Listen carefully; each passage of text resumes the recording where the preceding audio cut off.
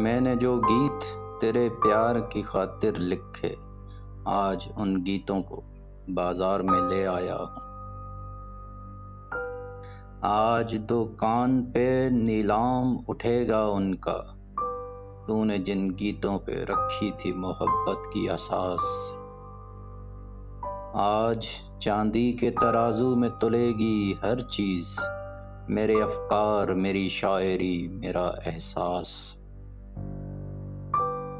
جو تیری ذات سے منسوب تھے ان گیتوں کو، مفلسی جنس بنانے پہ اتر آئی ہے۔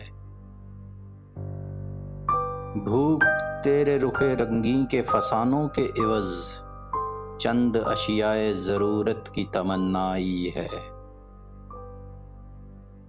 دیکھ اس عرص گاہ محنت و سرمایہ میں، میرے نغمے بھی میرے پاس نہیں رہ سکتے۔ تیرے جلوے کسی زردار کی میراث سہی، تیرے خاکے بھی میرے پاس نہیں رہ سکتے۔ آج ان گیتوں کو بازار میں لے آیا ہوں، میں نے جو گیت تیرے پیار کی خاطر لکھے۔